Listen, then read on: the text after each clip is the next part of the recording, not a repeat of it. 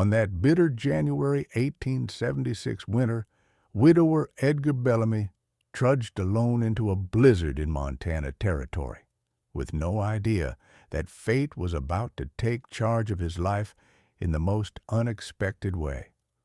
For 2 days, the gale had raged on relentlessly. The landscape was covered in snow, winds screamed through the bitterroots, and there was silence across the mountains. It was the kind of storm that didn't just obscure tracks, it blanketed whole lives. Edgar, all wrapped up in his buffalo coat, plowed through the snow where the horse's prints were nearly invisible. He wasn't searching for any horse. He was tracking the sole living piece of his late wife, Smoky, his loyal sorrel gelding. Then something unexplainable. Tiny footprints, bare feet, appeared alongside the horse's path. Human, dainty, impossible. Edgar froze. Who in the world is walking barefoot during a mountain storm like this? Driven by instinct and fear, he followed the tracks to a willow thicket on the river. There, in a snowdrift, was something which did not belong. A human form, motionless and silent. Edgar's heart pounding, he dug in the snow and uncovered a young Apache maiden, one breath from living, her skin cold blue and lips trembling on the edge of death. In no time at all, he swept her up in his arms. "Stay with me," he breathed, cradling her against him. Then came a sound, far away, familiar, the soft whinny of Smoky coming back through the woods. Edgar didn't waste a second. He lifted the girl onto the saddle, mounted behind her, and urged the horse on through snow-blinded forest.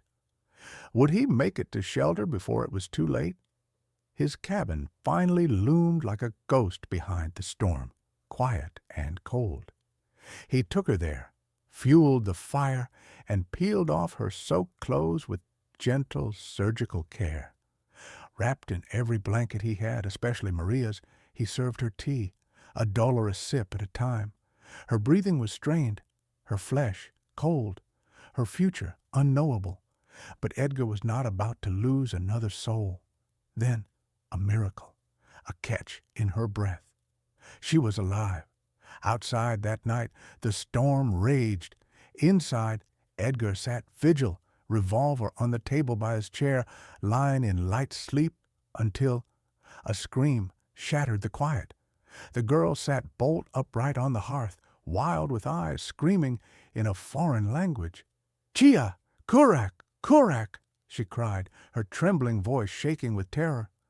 She hugged her twisted manta about her like armor. Edgar raised his hand slowly, softly. "You're all right now. Nobody's going to hurt you." She couldn't decipher what he said, but his voice calmed her. Finally, the screaming faded away to tears. He sat next to her, but moved no closer. Simply sat quietly, letting it mend.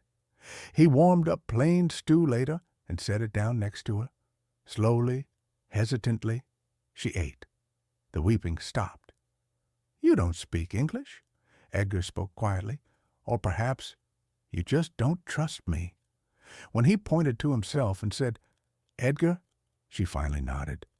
Her first word to him, soft, uncertain, was "Master." That night, as she slept, Edgar opened a trunk that hadn't been touched since Maria's death. Inside were her belongings, a red wool dress, a shawl, a faded sachet. He held them to his face, memories flooding back. "I'm sorry, Maria," he whispered, "but she needs this more than memory does." In the morning, the dress was found folded at the foot of the bed by the girl. When she came out wearing it, something was different. She looked stronger, grounded, human once more. Outside, the storm had passed. Inside, something delicate was beginning to open up. Trust, or the beginnings thereof. That evening, she sat next to the fire, watching the flicker of it. Edgar spoke for the first time into the silence.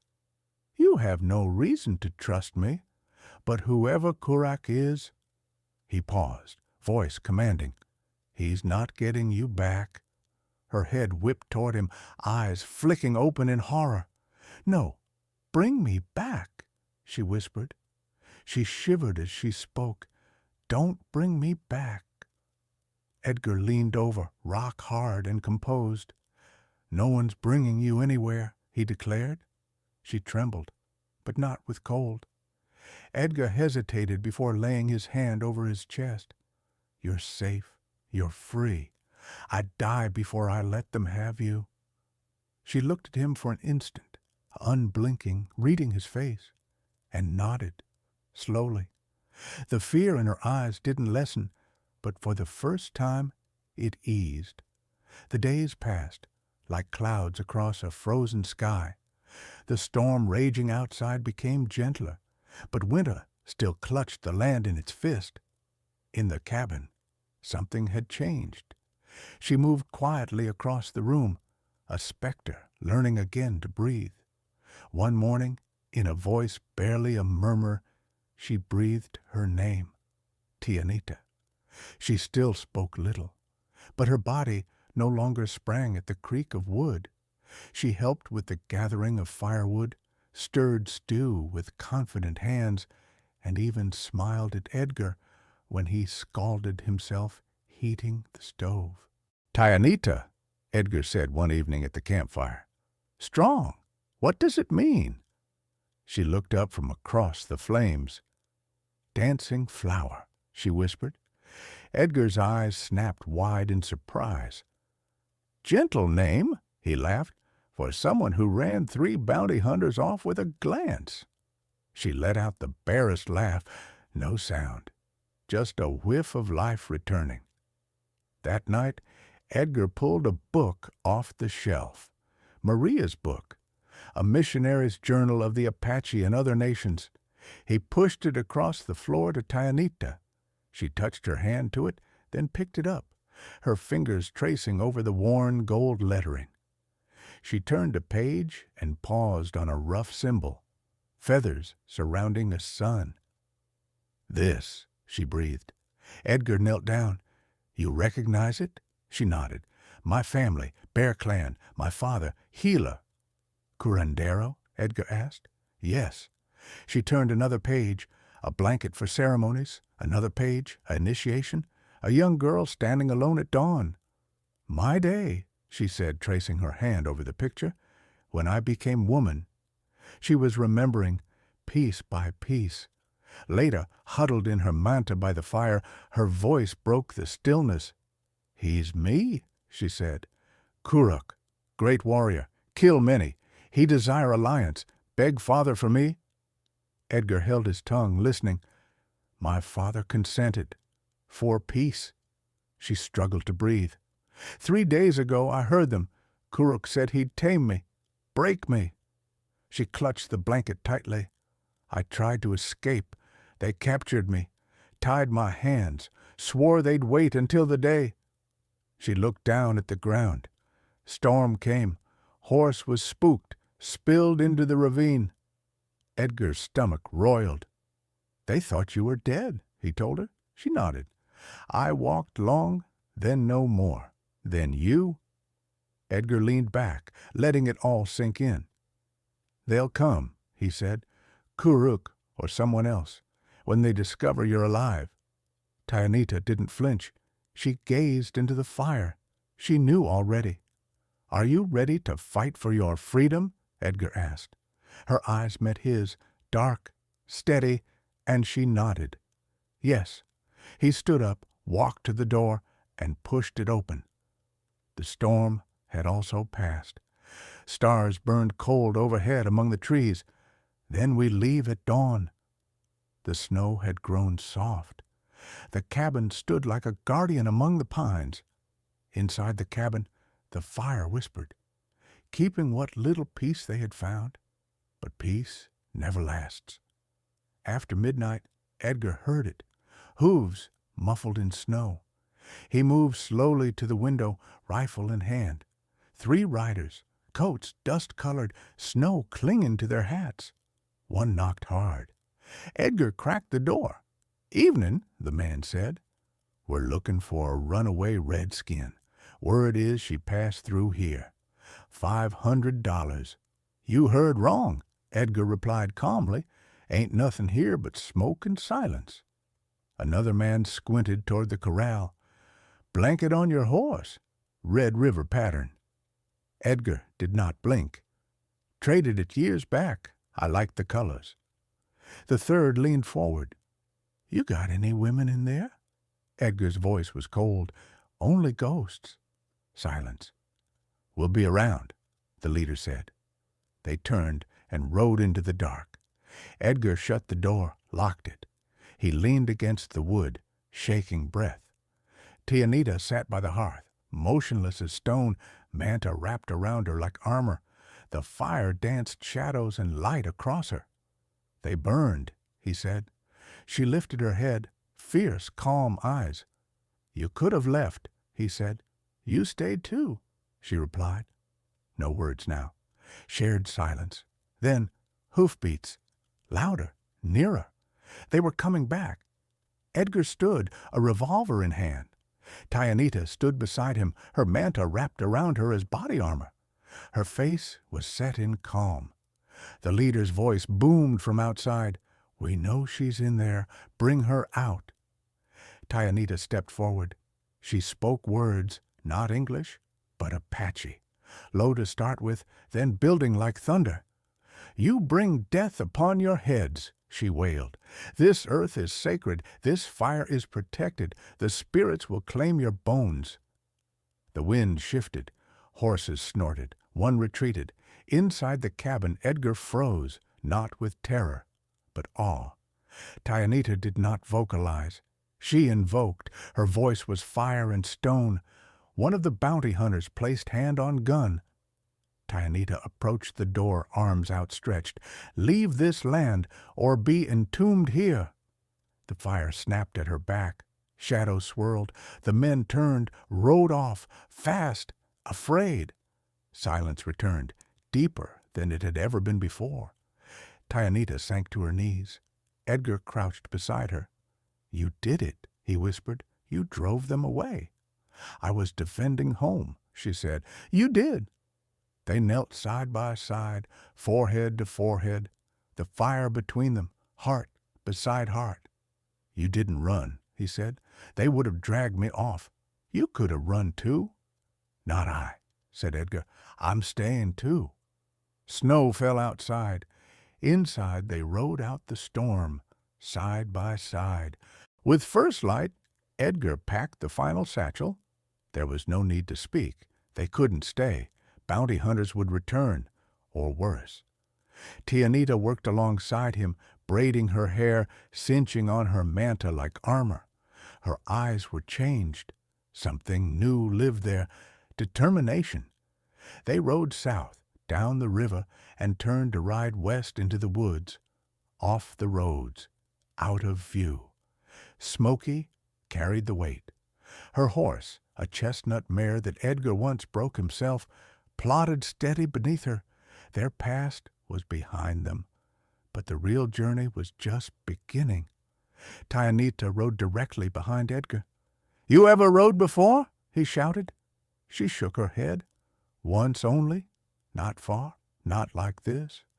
"Well then," he said, easing the reins a bit, "we'll make it as we go along." They made their way slowly through a rocky ravine. Deer prints crossed it, and Tianita raised 2 fingers, slightly curled. "2," she whispered. "2 days ago." Edgar studied the snow. "You can tell from that." She nodded. "Spacing, angle, melt." He looked at her in awe.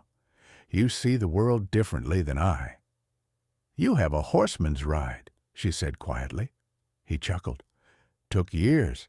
Horses taught me more than most men ever knew." They camped that evening beneath a ridge of black stone.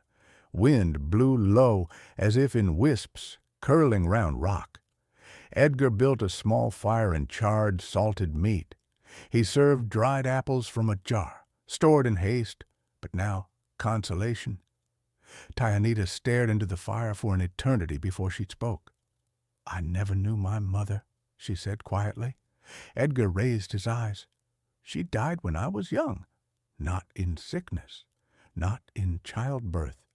She paused, voice constricting. "Kuruk came to our village before, spoke to us of alliance. My father refused. Next week, they found her near the river, face broken." Edgar's hands clenched. "Murdered her?" Tianita nodded. "No proof, no battle, only silence." "Jesus," Edgar murmured. "How can a man like that walk free? For he makes others afraid more than they love," she gasped. They never spoke that night. By morning, she rode improved, straighter in the saddle. Edgar watched as she took up space, her body trusting the horse. He taught her how to shift weight on turns, set her knees on the downhill. She taught him how to read more than prints. The flight of birdsong, the wind and shadow. They were a rhythm, two moving in tandem. They slept on the third night next to a frozen creek under stars that burned bright and cold. Edgar lay out a rabbit they'd caught together. He rested against a boulder, snow dripping on his coat. "You know," he said, looking at her sipping tea, "Maria, my wife, used to say the land never forgets, that it remembers every step, every wound." Tianita looked up. "She was good," said Edgar. "Hard, too. She would have liked you." "Did something happen to her?" Edgar looked into the fire. "Renegades, white, drunk, worse. Came under cover of darkness, burned the damn thing down. I fought, but I was too late. She died over our dog." Tianita put her hand over his hand across the fire. He looked into her eyes. "I thought I buried my heart with her," he said to her. They were silent, and then very slowly Edgar encircled both hands around hers. "You're not someone I saved," he said to her. "You're someone I need at my side. Will you let me?" Her breath caught. The fire crackled. The wind shifted. She looked down at their hands, back up at him. "Yes," she whispered. The next day they rode deeper into the mountains. Pines stood in quiet lines, branches drawn white with frost. Then they saw him, a lone figure in the clearing before them, tall, clad in fur, his face streaked in gray ash lines. He bore no weapon, but had the bearing of one who didn't need to. Edgar grasped for his revolver. "Don't," said Tianita, drawing up beside him. "I know him." She dismounted from the horse and walked up. Edgar stood rigid, observing. They spoke Apache, soft, heavy, full of memory. At last she turned around, her face expressionless. "That's my cousin, Nikai. He says, my father is dying, calls me home to break the curse." "Which curse?" Edgar asked. She looked at Nikai, then at him. "They say running brought shame to the clan, that if I do not return, there will be war." "Kuruk?" Edgar questioned. She nodded. "Warns the elders I betrayed peace, that I forsake duty. He's instilling fear." Edgar got off his horse, his jaw tight. "And they expect you to go back to him?" Nikai stepped forward. "She has to face the circle, talk to the fire, let the spirits decide." "And Kuruk?" Edgar asked. "He's calling for blood," Tianita said. "Your blood, mine, anyone who stands in his way." "He'll burn everything," Nikai said. "Your lands, ours, the settlers." Silence. Edgar spoke to Nikai. "She's not a possession." Nika's eyes were narrowing. "If she comes back willingly, she might fight him. If not, she's his reason." Edgar's voice rose. "If she fights, I fight with her. No one, no cousin, no chief, no ghost, takes her away without her word." Tianita gazed at Edgar, her breath trembling. "I won't go back, but I can't run forever. If I run, men die. My people." Edgar's eyes locked onto hers. "Then we don't run."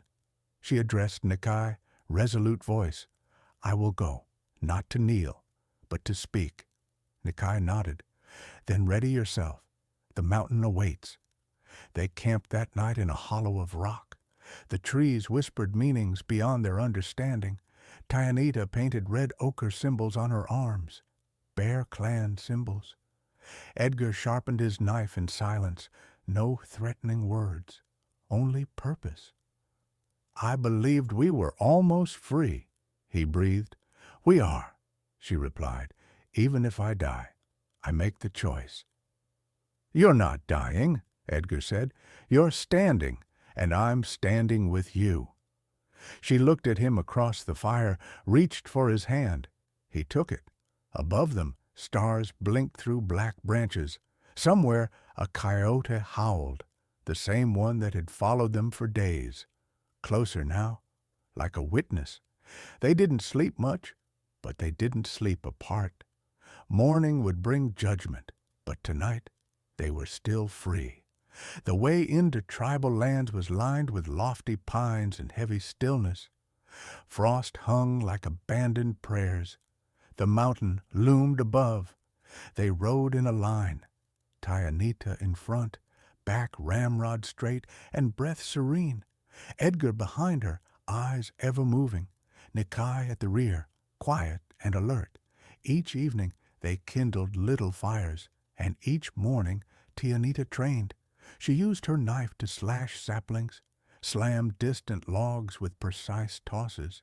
Her breathing stayed even, her body relaxed. She walked with a woman who already knew death and refused to be frightened.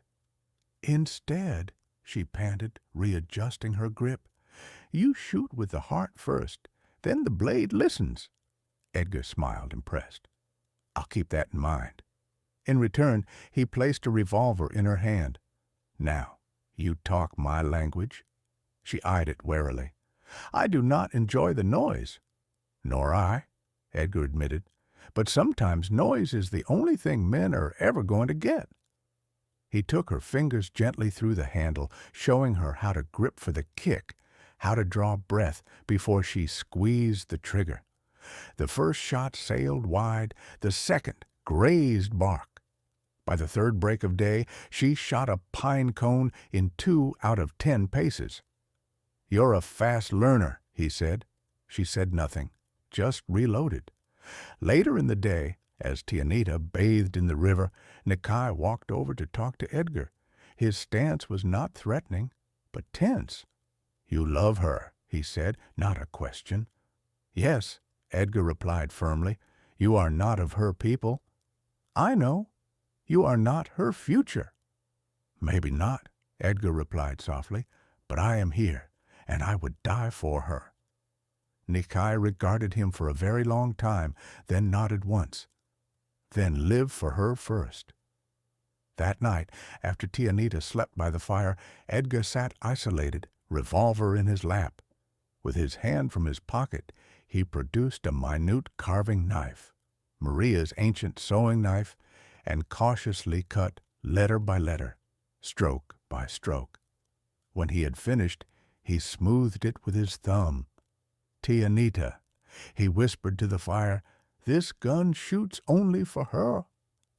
Nikai saw the writing the next morning. He spoke not a word, but his eyes rested on Edgar's hands longer than before. By the 6th day, they reached the Holy Valley. A circle of standing stones marked the boundary. Beyond it, smoke wound from fires, and children's cries broke through the trees. The tribe had gathered. The drums began, low, patient, ancestral. Tyanita slipped from her horse and stood before Edgar. I go ahead alone. He started to protest, but she raised a hand. If I don't stand on my own feet, I cannot stand at all. He nodded, swallowing the words he ached to scream. She moved past the stones into the welcoming arms of an elder. Whispers rustled through the crowd. Some recognized her. Some looked at her as if they saw a ghost. Edgar remained with Nikai, lost track of her in the ring of light and flame. She walks into the fire, Nikai murmured, and I'll walk in after her Edgar replied. Nikai didn't smile, but he didn't disagree. That night, drums echoed into the mountain valleys. Edgar sat at the edge of camp, his hand resting on the revolver bearing her name. His body was prepared for war, but his heart was waiting for her return. The council fire was lit at dusk. Elders sat on stone benches hewn from ancient stone. Warriors stood around the edge of the circle, hands gripping tomahawks and bows. The entire valley drew breath in quiet. Tayanita walked into the circle alone, no armor, no war face. Only her manta cinched close over her shoulders and the knife wrapped at her waist. Her hair was braided with feathers, loss and defiance both. Her eyes unflinching. Kuruk was standing there, giant, topless despite the cold, body marred. He sneered as she approached. "The bride who was lost has returned," he thundered. "Will you at last get on bended knees and apologize?" Tianita didn't even blink. "Number, I have come to speak the truth." There was silence. "My name is Tianita, Out's daughter, Bear Clan. I was betrothed without voice, but I am not silent. I did not run from fear. I ran because I would rather die in snow than live in chains."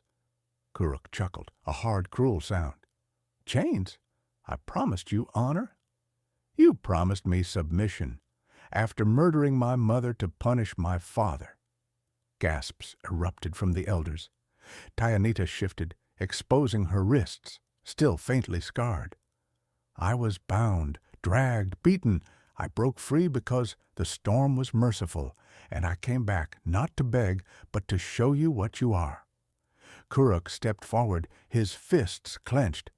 "Lies from a frightened girl." "I am not a girl," she replied. "I am the blood of the bear, and I claim my right." One of the elders stood. "She invokes the fire circle," Kuruk scoffed. "Then let her fight me." Before anyone could move, a voice thundered out of the blackness. "She won!"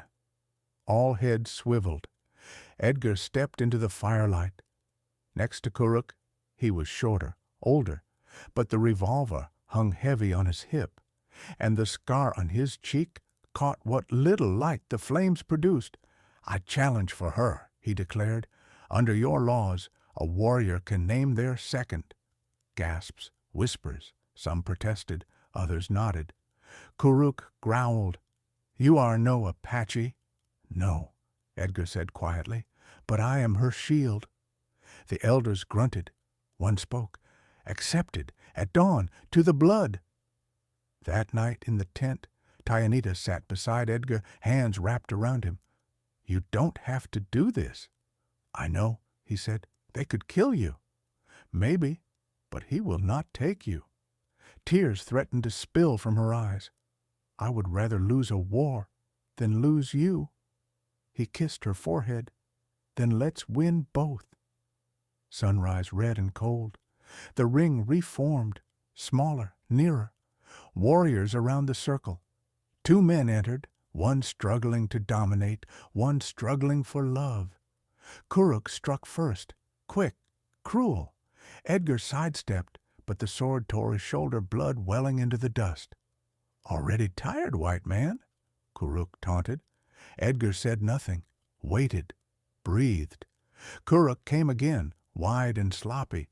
Edgar ducked, kicked, sent him stumbling, then slashed, slicing Kuruk's thigh.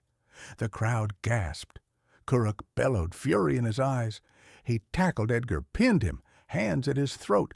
Tianita screamed. Kuruk's hands closed around Edgar's throat, his vision blurred. Just as the world began to slip away, he remembered the bluff, the ledge by the river, and the old fire ring. In a last, desperate action, Edgar reached down, grabbed a handful of ash and dirt, and hurled it into Kuruk's eyes. The warrior howled in pain, stumbling, blinded. Edgar rolled free, jammed his elbow into Kuruk's ribs and with every last bit of strength slammed the hilt of his knife against Kuruk's temple. Kuruk fell. Silence fell like snow. Then an elder's voice pierced the stillness. "It is done." Kuruk groaned, but didn't rise. "The Bear Clan is not yours," said the elder. "You are banished." Two warriors stepped forward and dragged Kuruk off. His eyes met Tianita's one final time, wild, broken, defeated. She did not look away. Edgar collapsed to his knees. Tianita darted to him, her hands trembling. His shirt was stained with blood, his breath shallow. She dropped to her knees, forehead to his. "I love you," she whispered in Apache. Then gently she took his hand and put it to her breast. "If you're alive tomorrow, will you marry me?" Edgar coughed a weak laugh. "I never needed a priest," he wheezed. "I already know who I belong to." She smiled through tears.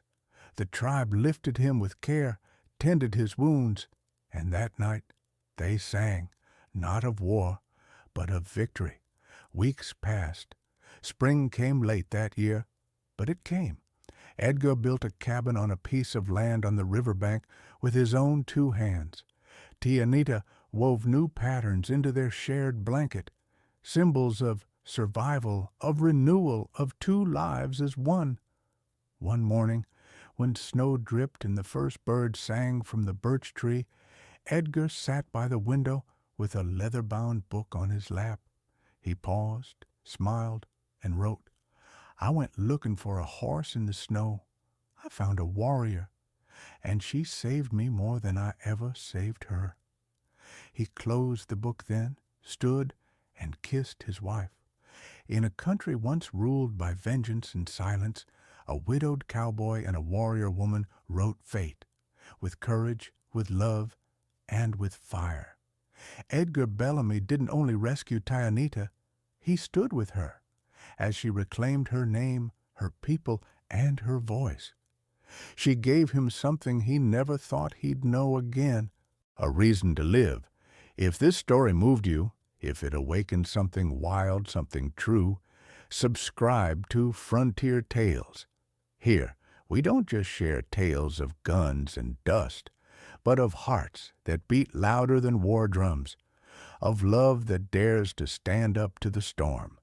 We'll see you on the next trail.